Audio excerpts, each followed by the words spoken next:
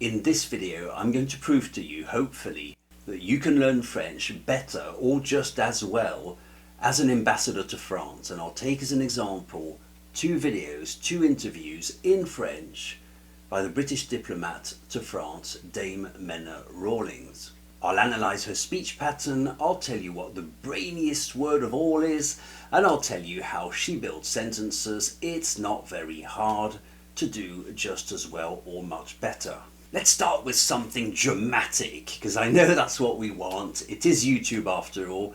So this is the list of grammar mistakes I picked up in these 2 interviews, spanning roughly 6 minutes.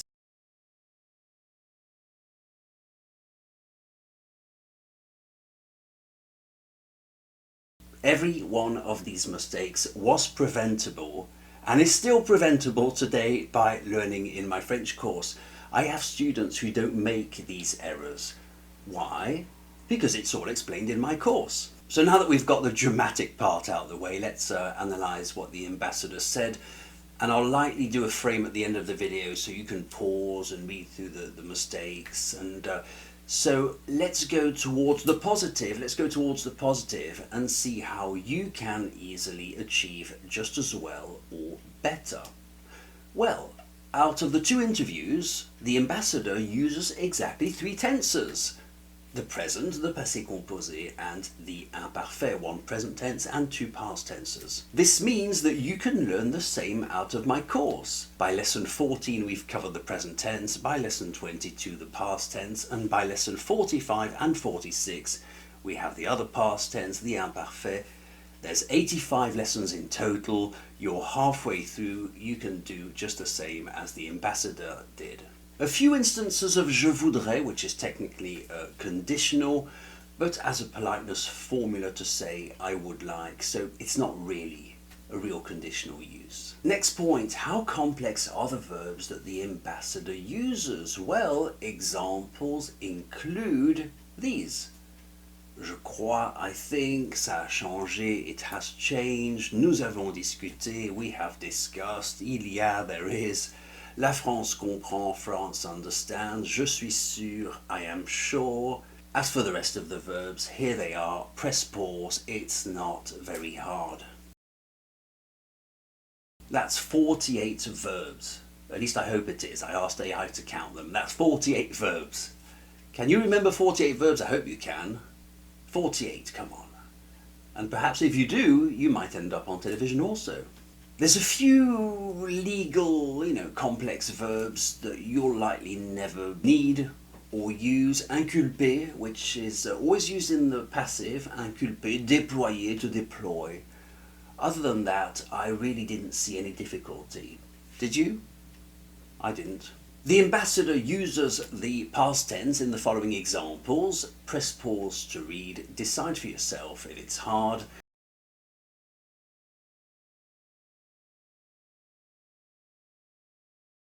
There's one instance here of the passive, 700 personnes qui ont été arrêtées, so they have been arrested. So that's the passive. Learn it, it's in my course, lessons 56 and 57. It's not very hard. Okay, that was the list of the passé composé. There are a few uses of the imparfait also, exactly 3 of them actually. So the ambassador uses 3 verbs in the imparfait. Can you remember 3 verbs? I hope you can. So there's être, avoir, and faire, and here are the examples. As I said, it's all in my course, and you can go much further even in the use of this tense. What about the brainy words? Obviously an ambassador would have a vocabulary much wider than yours in terms of brainy words.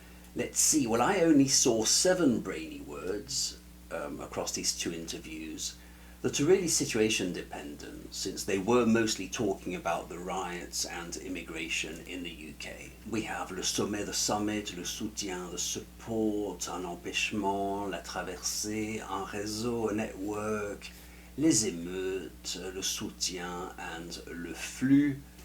There was one brainy adjective which I found really, really well placed, and that was the word épineuse.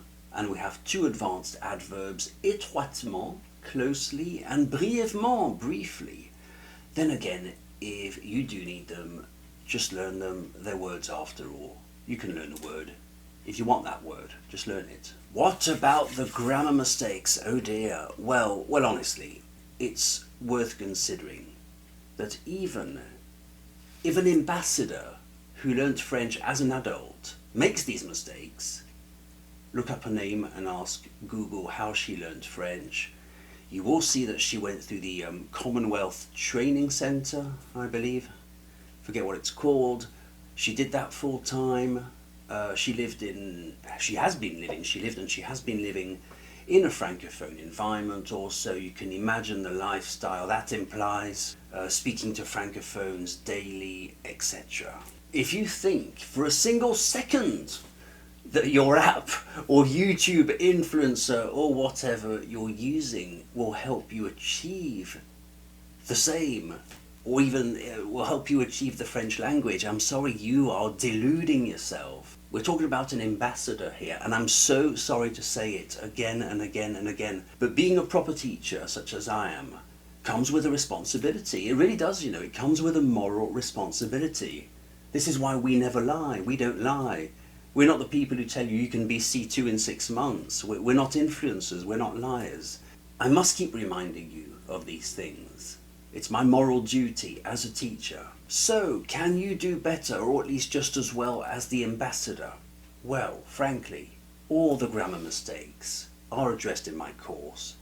They're explained, and you do have all the necessary and appropriate exercises.